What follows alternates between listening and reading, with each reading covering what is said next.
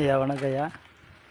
நான் உங்கள் வீட்டுக்கு வந்து போகிறேங்க ஐயா. இந்த ஞாயிற்றுக்கிழமை அடுத்த புதன்கிழமை கிட்டத்தட்ட ஒரு 500 பேர் கூப்பிட்டுன்னு பத்திரிக்கை ஆஃபீஸர்லாம் கூப்பிட்டு ப்ரெஸ் மீட்டிங் போட்டு எல்லாருமே உங்கள் வீட்டுக்கு முன்னாடி ஆர்ப்பாட்டம் பண்ண போகிறோம். இப்போ உளுந்தூர்பேட்டையில் வந்து மது ஒழிப்பு மாநாடு நடத்துகிறாங்க. அதனால் விடுதலை சிறுத்தைகள் கட்சி எதுவும் வரல. அதனால் இந்த மது ஒழிப்பு மாநாடு மூடிட்டுங்க எல்லாம் வரேன்னு சொல்லியிருக்காங்க. கம்யூனிஸ்ட்டு கலந்துக்க போகுது, விடுதலை சிறுத்தையே கலந்துக்க போகிறாங்க. இங்கே மகளிர் மன்றம், மகளிர் அணி, கிளை கழகம் எல்லாத்துட்டையும் இப்போ ஊருக்குள்ளே போகிறேன்னு சொல்லிட்டு வந்துட்டேன். எல்லாத்துட்டையும் சொல்லிட்டு வந்துட்டேன். இந்த மாதிரிங்க எனக்கு பணம் வாங்கிட்டு வேலை வாங்கி தரேன்னு சொல்லிட்டு ஏமாற்றிட்டாரு. பணம் தரல. நான் ஒரு 7 பேர்த்திட்ட கடன் வாங்கி கொடுத்துருக்குறேன்.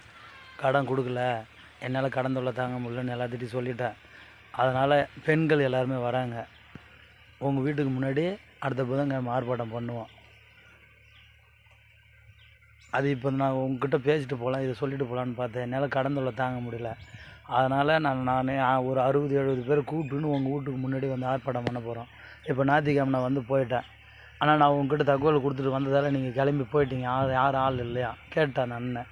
ஆனால் அடுத்த முறை வரும்போது ஒரு 50-60 பேர்த்தோட ஒரு 4 டாடா ஏசி ஜனங்களை கூப்பிட்டுக்கிட்டு உங்கள் ஊரில் இப்போ நான் இப்போ காலையிலையும் இப்போ சொல்லிட்டு வந்துட்டேன். இப்போயும் சாயந்தரம் போய் சொல்லிட்டு வந்துடுவேன்.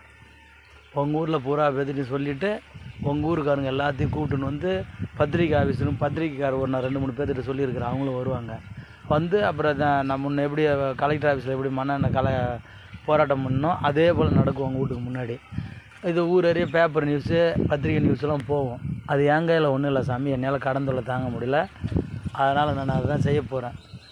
அதுக்காக தான் இந்த பேர் நீங்கள் தெரிஞ்சுக்கணுன்றதுக்காக தான் உங்கள் வீட்டை நீங்கள் தெரிஞ்சுக்கணும். நான் வந்து போனதை நீங்கள் தெரிஞ்சுக்கணுன்னு சொல்கிறதுக்காக தான் உங்கள் வீட்டை படம் எடுத்து உங்ககிட்ட அனுப்புகிறேன். இந்த பேர் நான் உங்ககிட்ட வந்தேன் உங்களை பார்க்குறதுக்கு.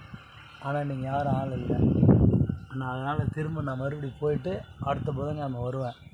அடுத்த புதன்கிழமை வரும்போது ஒரு 60-70 பேர்த்த கொண்டு வந்து உங்கள் ஊர்லேயே வச்சுக்கின்னு இங்கே ப்ரெஸ் மீட்டிங் இப்போ வராங்க. விடுதலை சிறுத்தை சார்பாக வராங்க.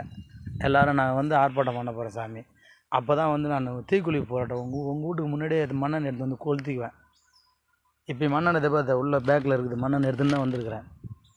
ஆனால் அடுத்த முறை வரும்போது 60-70 பேருங்க கூட கூட்டின்னு வருவேன். ஆனால் அவங்களுக்கு தெரியாத நான் தீக்குளிக்க போகிறேன்னு, பணம் கேட்க போகிறேன்னு சொல்லிட்டு போய் சொல்லி தான் கூட்டின்னு வருவேன். ஆனால் இங்கே வந்த பிறகு தான் உங்கள் வீட்டுக்கு முன்னாடியே நான் மண்ணெண்ணெய் ஊற்றி கொளுத்திக்குவேன். அப்போ இந்த 50 பேர் பார்ப்பாங்க.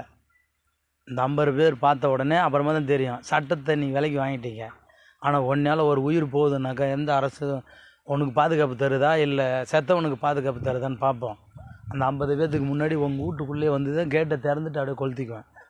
அடுத்த முறை 50 பேர் நான் வரும்போது ஆளோட கூட்டினே வருவேன். அதான் நடத்துவேன். இந்த பாரு நீங்கள் தெரிஞ்சுக்கணுன்றதுக்காக தான் உங்கள் வீட்டை படம் போட்டு நான் வந்து போனது நீங்கள் தெரிஞ்சுக்கணுன்றதுக்காக தான் உங்கள் வீட்டை படம் எடுக்கிறேன். நான் வந்து உங்கள் வீட்டுக்கு வந்து போகிறேன். உங்ககிட்ட உங்களை பார்த்து காசு நான் கொடுத்த காசு கேட்கலான்னு வந்து போகிறேன். நீங்கள் ஆள் இல்லை.